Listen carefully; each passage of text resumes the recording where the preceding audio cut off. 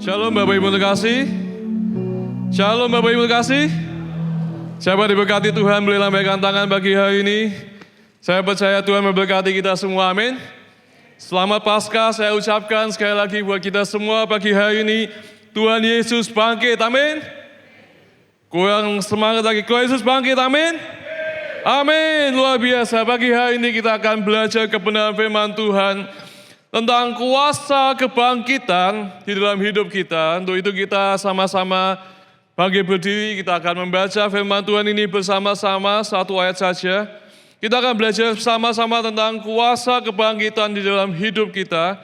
Di dalam Roma 8 ayat yang ke-11, kita akan baca sama-sama hitungan 1, 2, 3. Dan jika roh Dia yang telah membangkitkan Yesus dari antara orang mati diam di dalam kamu, maka Ia yang telah membangkitkan Kristus Yesus dari antara orang mati akan menghidupkan juga tubuhmu yang fana itu oleh rohnya yang diam di dalam kamu. Amin. Puji nama Tuhan. Silakan duduk Bapak itu kasih. Saya percaya kita semua diberkati Tuhan pada pagi hari ini. Amin Bapak Ibu. Kita hari ini merayakan Paskah. Tetapi izinkan saya ingin membawa Bapak Ibu 2000 tahun yang lalu perayaan Paskah itu tidak sama seperti sekarang ini. Kalau hari ini kita dirayakan Paskah dengan kolintang, nanti ada paduan suara, ada nyanyian yang meriah Bapak Ibu ya. Merayakan kebangkitan Tuhan Yesus, kemenangan Tuhan Yesus atas maut. Dengan puji-pujian musik yang begitu luar biasa bagi hari ini. Tetapi 2000 tahun yang lalu perayaan Paskah setelah Tuhan Yesus itu mati di kayu salib, keadaannya sangat berbeda. Dan saya ingin membawa Bapak Ibu ke 2000 tahun yang lalu, di mana setelah murid-murid Tuhan Yesus tahu Tuhan Yesus disalibkan, mereka pada lari ketakutan, mereka bersembunyi, mereka mengunci di dalam satu ruangan, mereka takut kalau mereka bakal ditangkap. Di dalam tempat yang hening, yang sunyi itu mereka dipenuhi dengan ketidakpastian. Karena Yesus, guru mereka yang dia idolakan itu, mati di kayu salib. Tidak bernyawa di kayu salib. Mereka seakan-akan hilang harapan. Mereka sepertinya di hari Sabtu menjelang Paskah itu, mereka seakan-akan harapan yang mereka banggakan Tuhan Yesus akan menyelamatkan dunia, mati di kayu salib. Seakan-akan hari itu tidak ada mujizat. Tuhan Yesus mati di kayu salib, dikuburkan. Bukankah pada pagi hari ini kita mungkin datang dengan keadaan yang hampir sama dengan murid-murid Tuhan Yesus?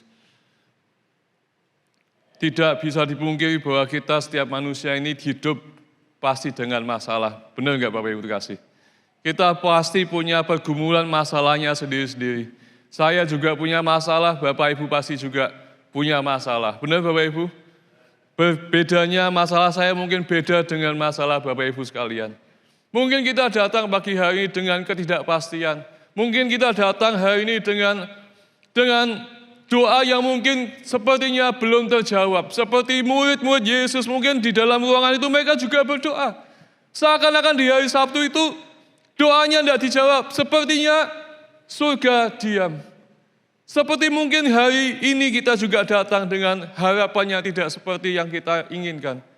Seperti murid-murid Yesus juga di ruangan itu mereka berharap sebetulnya Tuhan Yesus itu juru selamat dunia. Kok malah mati di kayu salib? Udah enggak Bapak Ibu kasih? Hari ini mungkin kita datang dengan satu harapan, tetapi kenyataannya tidak sama dengan apa yang kita harapkan. Saya nggak tahu apa yang sedang kita gumuli pada pagi hari ini. Mungkin datang dengan sakit penyakit, dengan masalah keuangan, dengan masalah yang kita sudah gumuli bertahun-tahun. Kita datang dengan ketidakpastian seperti murid-murid Tuhan Yesus. Menghadapi hari esok dengan ketakutan. Bahkan kalau kita baca tentang kebangkitan Tuhan Yesus, pagi hari itu para wanita datang ke kubur Yesus. Mereka itu sebenarnya datang dengan kesedihan. Mereka datang dengan membawa rempah-rempah. Tetapi ketika mereka tahu bahwa kubur itu kosong, kubur itu sudah terbuka, dan ada malaikat Tuhan berkata, ia tidak ada di sini, ia telah bangkit. Tuhan Yesus telah menang atas maut. Amin. Dan pagi hari ini kita merayakan Paskah bukan hanya sekedar perayaan Paskah saja. Amin. Kita harus merayakan Paskah itu dan meyakini bahwa ini adalah salah satu titik balik terbesar dalam sejarah manusia. Kalau Tuhan Yesus telah bangkit, berarti dia menang atas maut. Yang setuju katakan amin. Dia menang atas maut. Sehingga hari ini hidup kita dibenarkan di dalam nama Tuhan Yesus Kristus. Amin. Hidup kita telah ditebus dari dosa. Hidup kita telah ditebus dari segala kutuk di dalam hidup kita. Diganti dengan hidupnya Yesus. Untuk itu beri tepuk tangan yang meriah buat nama Tuhan Yesus Kristus. Seringkali kita merayakan Paskah hanya sekedar perayaan Paskah. Tetapi pagi hari ini kita mau sama-sama imani firman Tuhan yang barusan kita baca tadi. Di dalam Roma 8 ayat 11, kita sama-sama baca sekali lagi. Roma 8 ayat 11. Dan jika roh dia yang telah membangkitkan Yesus dari antara orang mati, diam di dalam kamu, maka ia yang telah membangkitkan Kristus Yesus dari antara orang mati, akan menghidupkan tubuhnya siapa Bapak Ibu? Tubuh kita semua yang fana itu oleh rohnya yang diam di dalam kamu. Amin. Kalau Tuhan Yesus bangkit, firman Tuhan berkata, dia juga akan menghidupkan tubuh kita. Yang setuju katakan amin. Tubuh kita yang fana ini oleh rohnya yang diam di dalam kamu. Pagi hari tubuh kita ini yang fana ini sering dikuasai oleh apa? Bapak Ibu dikasih. Sakit penyakit mungkin. Dikuasai oleh masalah. Pikiran kita ini mungkin hari-hari ini Anda datang dengan stres berat. Karena hal-hal yang tidak menentu dalam hidup Anda. Karena begitu banyak masalah dalam hidup Anda. Tetapi izinkan bila pagi hari ini kita tidak pulang, hanya pulang saja. Tetapi mengalami kuasa kebangkitan dalam hidup kita. Amin. Dalam kebangkitan dalam hidupnya Yesus. Amin Bapak Ibu kasih. Kita boleh mengalami kalau Yesus bangkit, dia juga akan menghidupkan juga tubuhmu yang fana itu. Tubuh yang dikuasai oleh sakit penyakit. Mungkin datang dengan sakit penyakit. Anda datang dengan masalah. Kita pun juga boleh mengalami kuasa itu. Amin Bapak Ibu kasih. Lama-lama aminnya semakin low. Amin Bapak Ibu kasih. Amin. Dan untuk itu ada 3 hal yang saya ingin bagikan buat Anda pada pagi hari ini. Bagaimana kita mengalami kuasa kebangkitan itu? Yang percaya kita harus percaya bahwa identitas kita ini adalah identitas yang baru di dalam Tuhan. Amin Bapak Ibu. Identitas kita ini baru dalam Tuhan. Roma 8 ayat 11 tadi berkata begini. Dan jika roh Allah yang telah membangkitkan Yesus dari antara orang mati, Yesus sudah bangkit hari Paskah ini, diam di dalam kamu, di dalam kita semua, amin. Maka ia yang telah membangkitkan Kristus Yesus dari antara orang mati, akan menghidupkan juga tubuhmu yang fana itu oleh rohnya. Tubuh yang dikuasai oleh sakit penyakit masalah ini, akan dihidupkan kembali, amin. Akan dihidupkan kembali. Kata akan ini bukan mungkin, bukan kalau, bukan jika. Tetapi kata akan itu adalah satu jaminan. Amin. Satu kepastian. Satu janji Tuhan dalam hidup kita. Yang setuju katakan amin. Kalau kita Tuhan Yesus yang janji, percaya enggak sama Tuhan Yesus Kristus? Yang jawab cuma satu aja ya. Percaya enggak Bapak Ibu? Banyak kita tuh tidak percaya. Karena apa? Kita bimbang dan ragu. Apa iya, apa benar. Ya nggak Bapak Ibu kasih? Kadang itu kita sebagai orang Kristen, kita itu percaya kita ini anak raja. Siapa yang percaya kita anak raja? Boleh lambaikan tangan. Siapa kita percaya anak Allah? Kita boleh lambaikan tangan. Tapi terkadang kita tuh percayanya cuma waktu kita ini di gereja Bapak Ibu kasih. Benar enggak? Wah kalau menyembah puji Tuhan semangat. Percaya Yesus, percaya. Lambaikan tangan, semua lambaikan tangan. Kita hanya percaya waktu di gereja.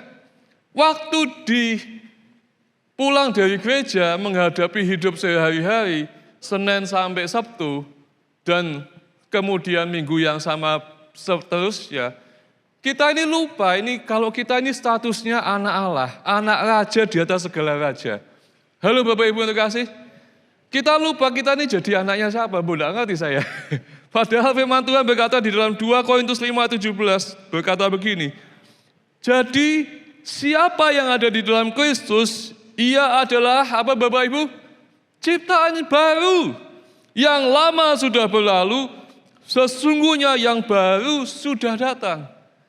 Makanya kalau kita tuh tidak tahu identitas kita ini siapa, kita ini kadang menghadapi hidup kita ini dengan kekuatan kita sendiri. Benar nggak Bapak Ibu kasih? Kalau kita tahu status kita ini anak raja di atas segala anak raja, kita ini berhak mendapatkan warisan kerajaan Allah. Amin. Kalau kita punya Bapak yang baik, Bapak yang luar biasa, dan untuk itu beri tepuk tangan yang meriah buat nama Tuhan. Roma 8 ayat 1-2 berkata begini, demikian sekarang tidak ada penghukuman bagi mereka yang ada di dalam Kristus Yesus. Roh yang memberi hidup telah memerdekakan kamu dalam Kristus dari hukum dosa dan hukum maut. Galatia 3 ayat 13 berkata begini, Kristus telah menebus kita dari kutuk hukum Taurat dengan jalan menjadi kutuk karena kita sebab ada tertulis terkutuklah orang yang digantung pada kayu salib. Kalau kita tahu hidup kita ini adalah anak Allah, kita harus pakai otoritas itu. Amin. Contoh Bapak Ibu. Apa yang membedakan polisi dan bukan polisi di jalan? Halo? Kalau polisi, coba Anda di jalan ya, tengah jalan, berdiri tengah jalan, nyetopin mobil. Mau enggak mobilnya stop? Belum tentu, dipikir Anda Pak Ojek, ya Pak Ogah. Benar enggak Bapak Ibu? Tapi kalau Anda pakai otoritas Anda seragam polisi, mungkin pangkatnya ada 5 gitu Bapak Ibu ya, bintangnya ada 5. Anda cuma gini aja, mobilnya berhenti enggak? Berhenti. Karena Anda pakai otoritas Anda sebagai polisi. Kalau Anda tahu status Anda sebagai anak Allah, anak raja di atas segala raja, maka dari itu pakailah otoritas yang Tuhan kasih dalam hidup kita. Amin. Kita tuh tahu kita telah ditebus dengan harga yang mahal, darah yang mahal. Kita telah ditebus dari dosa, kita telah ditebus dari hukum maut, bahkan Galatia 3:13 kita telah ditebus dari kutuk. Maka kalau ada sakit penyakit dalam hidup kita, kita katakan sakit penyakit engkau tidak boleh ada dalam hidupku lagi. Karena aku telah ditebus dengan darah yang mahal, bilur darah Yesus telah menyembuhkan aku dalam nama Yesus. Amin. Kita harus pakai otoritas itu. Kita telah ditebus dari segala kutuk, maka kutuk kegagalan tidak boleh ada lagi dalam hidupku. Kutuk perceraian tidak boleh ada lagi dalam pernikahanku. Pernikahanku adalah pernikahan yang bahagia. Amin. Kita harus pakai otoritas itu. Saya mau kasih ilustrasi seperti ini Bapak Ibu. Bayangkan ada seorang narapidana. Sudah dibebaskan, pintu penjara sudah terbuka. Tapi dia ini terus-menerus duduk di dalam selnya. Karena kenapa? Karena dia nggak tahu kalau dia sudah dibebaskan. Kadang kita seperti orang Kristen itu juga sama. Kita ini sudah dibebaskan, dimerdekakan oleh darah Yesus. Tapi kita itu tidak pernah pakai otoritas itu. Makanya kita harus pakai mulut kita untuk pakai otoritas yang Tuhan kasih. Amin. Aku telah ditebus dari darah yang mahal. Ditebus dalam segala kutuk. Mungkin hari-hari ini mungkin usahamu sedang goncang. Tuhan telah membungkus usahaku dengan darah Yesus. Ada mujizat, ada breakthrough dalam nama Yesus. Amin, Bapak Ibu terkasih. Yang kedua saya ingin membagikan, kalau kita sudah tahu status kita, firman Tuhan tadi berkata, Roma 8 ayat 11 berkata begini, dan jika roh dia yang telah membangkitkan Yesus dari antara orang mati diam di dalam kamu, maka ia telah membangkitkan Kristus Yesus dari antara orang mati, akan menghidupkan juga tubuhmu yang fana itu, oleh apa Bapak Ibu? Halo? Oleh, ayatnya hilang.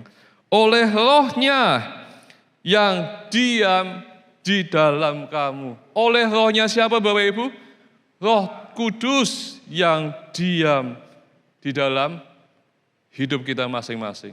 Siapa yang percaya bahwa Roh Kudus itu tinggal dalam hidup kita masing-masing pada pagi hari ini?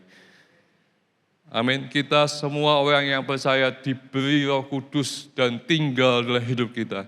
Menyertai hidup kita sampai pada akhir zaman. Beri tepuk tangan buat nama Tuhan.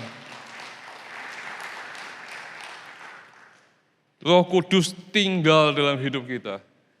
Tapi terkadang dalam kita menjalani hidup kita sehari-hari, kita itu sering lupa kalau Roh Kudus itu tinggal dalam hidup kita.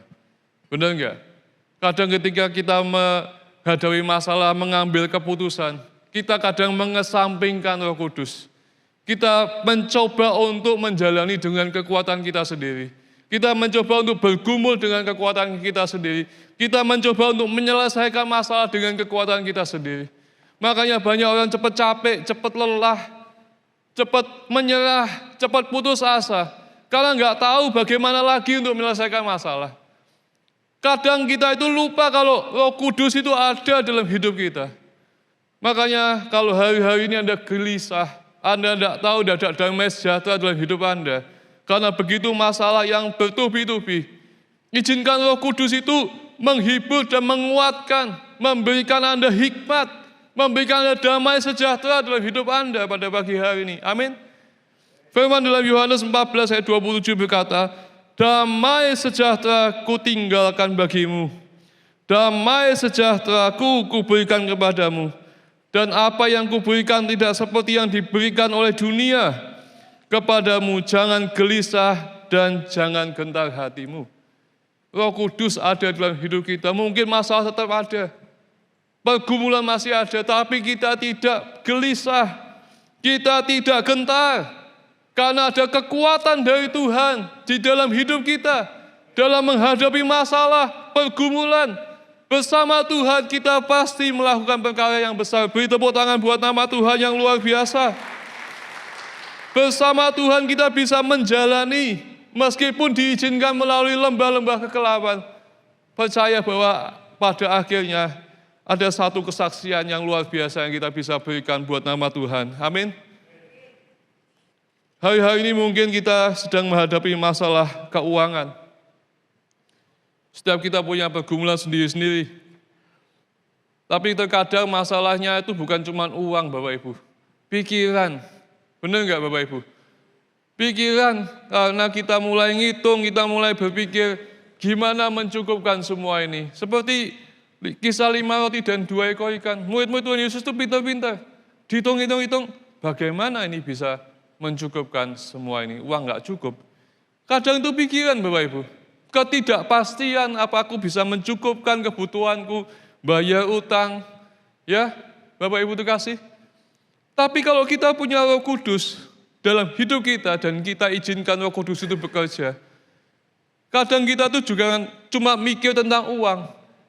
Tetapi percaya pemeliharaan Tuhan itu ada dalam hidup kita. Amin. Pemeliharaan Tuhan itu ada dalam hidup kita. Kalau Tuhan itu memelihara hidup kita, Tuhan itu bisa memberkati dengan cara yang kadang gak masuk akal. Tuhan itu bisa memberkati hidup kita dengan cara yang ajaib. Percayalah Tuhan itu tidak pernah ingkar janji. Tuhan itu tidak pernah meninggalkan kita. Dan Tuhan akan memelihara hidup kita. Memang Tuhan saja berkata burung di udara saja Tuhan pelihara. Masa kita sendiri ini Tuhan enggak pelihara? Amin. Dalam ekonomi yang sulit seperti ini, kalau burung di udara Tuhan pelihara, kita pun juga dipelihara hidup kita sama Tuhan. Percayalah janji Tuhan ini dalam hidup kita. Hari-hari ini mungkin Anda datang dengan pergumulan dalam rumah tangga Anda. Mungkin ada suami istri yang tinggal serumah, tapi kasihnya, cintanya sudah dingin, sudah mati. Tidak ada harapan, itu sudah mati, komunikasi sudah mati antara suami dengan istri, hanya sekedar formalitas. Hanya yang ada selalu ada miskomunikasi, cekcok. Semuanya seakan-akan sudah tidak ada harapan lagi dalam pernikahan Anda.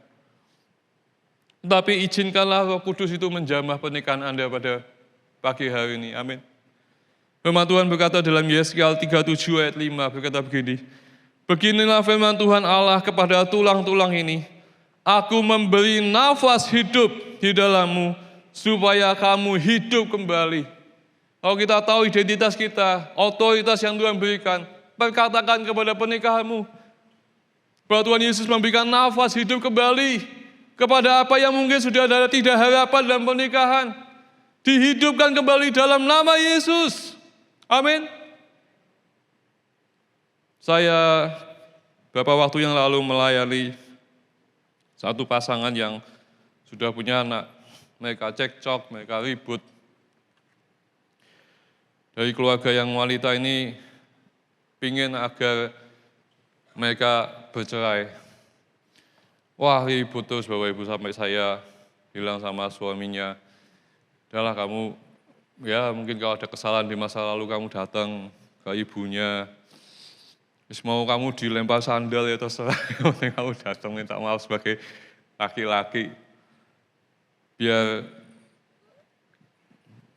bisa kembali lagi, ya biar kasih Tuhan Yesus itu memulihkan hubungan Anda suami dan istri.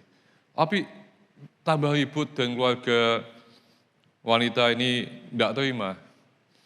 Satu kali malah saya didatengin bersama seluruh keluarga besarnya, tiba-tiba datang ke rumah saya. Satu keluarga besar, marahin saya.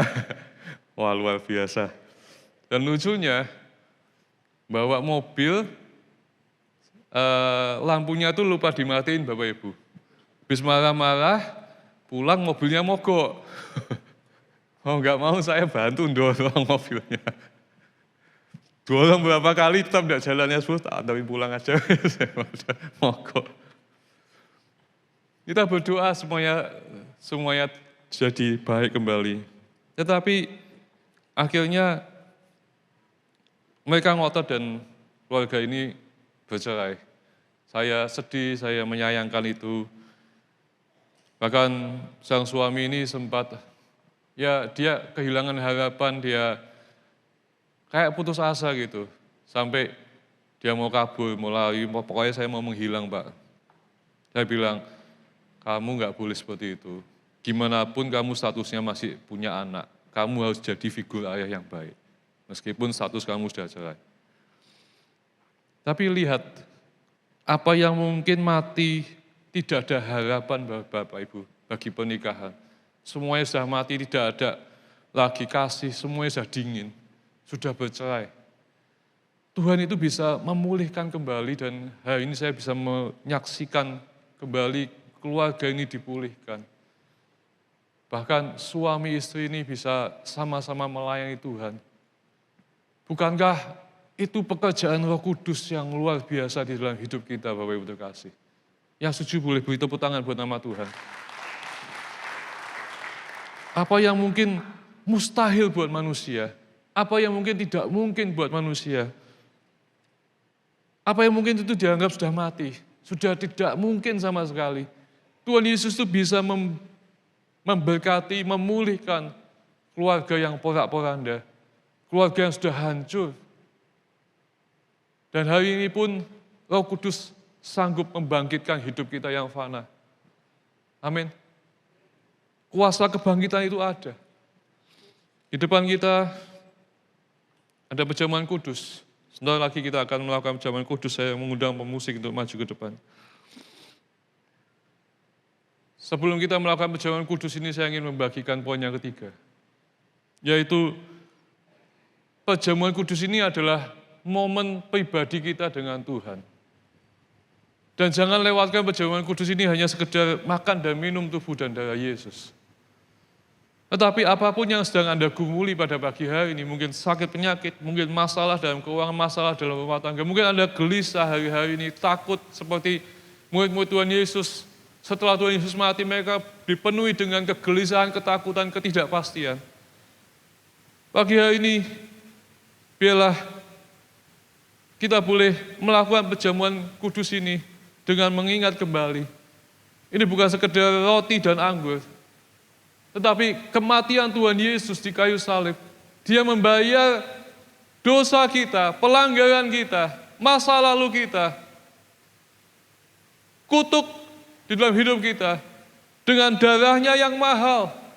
Amin Bapak Ibu terkasih. 1 Korintus 10 ayat 16 berkata begini, bukankah cawan pengucapan syukur yang atasnya kita ucapkan syukur adalah persekutuan dengan darah Yesus. Bukankah roti yang kita pecah-pecahkan adalah persekutuan dengan tubuh Yesus. Ini bukan sekedar hanya makan dan minum. Ini bukan hanya sekedar liturgi. Tetapi ketika kita nanti makan dan minum tubuh dan darah Yesus, kita sedang bersekutu dengan tubuh dan darah Yesus. Amin Bapak Ibu terkasih. Persekutuan dengan tubuh dan darah Yesus.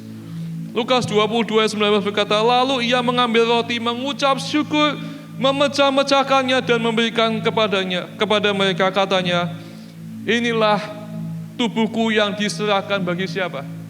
Bagi kamu, bagi Anda, bagi saudara, bagi saya. Artinya ini sesuatu yang personal buat kita semua pada pagi hari ini. Apapun yang mungkin Anda sedang gumuli, apapun yang Anda sedang hadapi hari-hari ini, mari izinkan kita menikmati momen bersama dengan Tuhan melalui perjamuan kudus ini. Dan ketika kita makan dan minum tubuh dan darah Yesus nanti, 1 Korintus 15 ayat 53 hingga 54 berkata begini, karena yang dapat binasa ini harus mengenakan yang tidak dapat binasa, dan yang dapat mati itu harus mengenakan yang tidak dapat mati. Dan sesudah yang dapat binasa ini mengenakan yang tidak dapat binasa, dan yang dapat mati ini mengenakan yang tidak dapat mati, maka genaplah firman Tuhan yang tertulis, maut telah ditelan dan dalam kemenangan. Apa yang bisa mati? Apa yang bisa binasa? Hidup kita ini, benar Bapak Ibu, yang dikuasai masalah sakit penyakit. Ketika kita makan dan minum, kita sedang bersekutu dengan tubuh dan darah Yesus. Kita sedang menyatu dengan tubuh dan darah Yesus. Firman Tuhan dalam 1 Korintus 15 itu berkata, kita ini yang dapat binasa ini memakai seperti kayak pakai pakaian Bapak Ibu terkasih. Amin. Tubuh yang bisa binasa yang dikuasai masalah ini dipakai pakaian. Dengan pakaian apa? Yang tidak dapat binasa, yaitu Yesus Kristus. Darah Yesus yang menyembuhkan, memulihkan segala sakit penyakit Anda pada pagi hari. Imani itu ketika Anda minum nanti. Amin. Imani itu dalam nama Yesus. Masalah apa yang sedang Anda alami, imani dalam nama Yesus. Ada jalan keluar, ada jalan keluar. Karena di dalam Yesus, Matius 26:28, sebab inilah darahku, darah perjanjian yang ditumpahkan bagi banyak orang untuk pengampunan dosa. Kita telah ditebus dari segala kutuk. Kutuk mahkota duri itu bicara kutuk ditancapkan di kepala Yesus. Darahnya mengalir. Kutuk apa Bapak Ibu? Kegagalan mungkin hari ini. Anda usaha gagal terus. Anda melakukan sesuatu selalu gagal terus. Biarlah darah Yesus memberkati hidupmu, apapun yang dikerjakan berhasil dalam nama Yesus. Kalau hari-hari ini ribut terus pernikahan Anda, biarlah dalam nama Yesus. Ketika Anda minum tubuh dan darah Yesus, ada sukacita, damai, sejahtera, kasih yang melimpah dalam pernikahanku. Dan biarlah itu terjadi dalam hidup kita. Biarlah kita selalu terhubung dengan Roh Kudus yang tinggal dalam hidup kita. Saya mau kasih ilustrasi terakhir seperti ini. Bayangkan Anda punya handphone, canggih mungkin handphone Anda. Atau mungkin iPhone terbaru, seri berapa sih tahun ini? Mungkin Samsung terbaru tahun ini, berapa? S26 mungkin. Casingnya bagus, dalamnya semua bagus, semua perangkat-perangkatnya bagus. Ya Bapak Ibu, aplikasinya bagus semua. Tapi kalau handphone Anda ini tidak punya koneksi, ya nggak diisi internetnya, bisa apa handphone Anda sekarang ini? Halo? Ya paling cuma bisa moto, main game ya cuma yang bisa offline itu yang ya basic-basic. Tapi Anda tidak bisa dapat informasi, tidak bisa telepon, tidak bisa komunikasi, tidak bisa update status. Anda tidak tahu apa yang terjadi. Begitu juga dengan hidup kita Bapak Ibu. Hidup ini mungkin bisa luar biasa. Tapi kalau tidak pernah terhubung dengan Roh Kudus yang ada di dalam hidup kita, kita itu tidak mungkin bisa dapat kekuatan, kita bisa dapat hikmat, kita nggak tahu apa yang harus kita perbuat. Maka itu biarlah izinkan Roh Kudus bekerja buat hidup kita pada pagi hari ini. Melalui kematiannya di kayu salib dan kebangkitannya. Mari kita bangkit berdiri. Kita nyanyikan. Dan biarlah kita meresapi Tuhan itu baik, indah kasih-Nya dalam hidup kita. Terima kasih Tuhan. Saya pelayan perjamuan kudus untuk maju ke depan.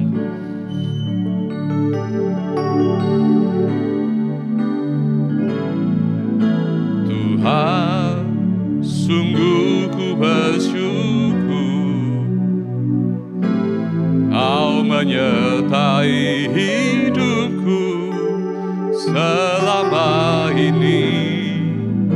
Bapa, ku berterima kasih untuk kasih setiamu yang tak pernah berakhir.